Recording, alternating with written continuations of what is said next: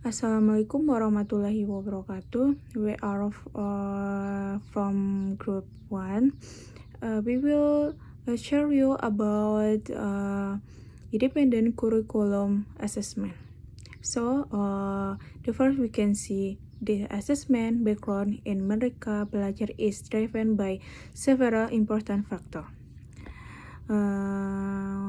Number 1, learning recovery.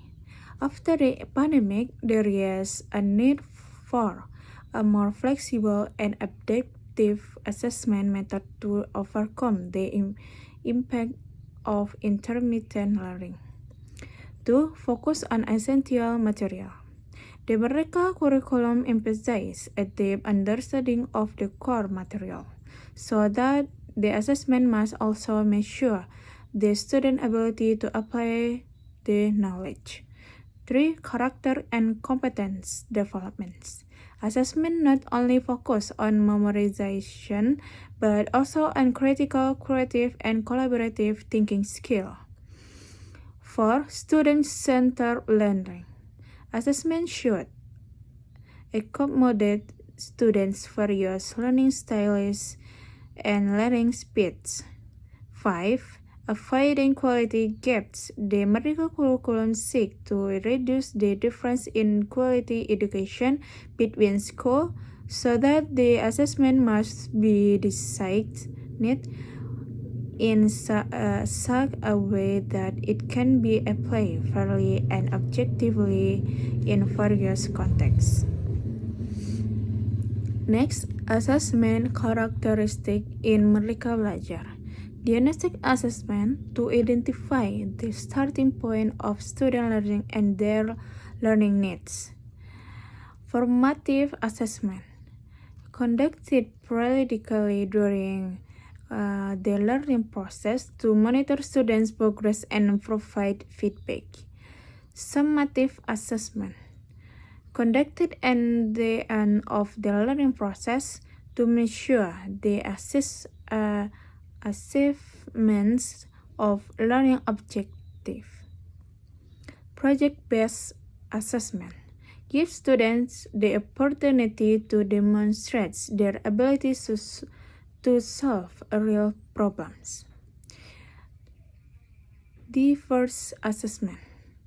Using various assessment instruments such as written tests, presentation, portfolios, and observation. The purpose of the assessment in Merdeka Belajar or independent curriculum assessment. The first we can see improving the quality of learning, developing student potential, makes students more responsible, providing information to various parties. In short, the assessment in Merdeka Belajar aims to create a more flexible, relevant, and student-centered learning environments so that every student can reach their best potential. My name is Olga Belia Putri, NPM 2202040001.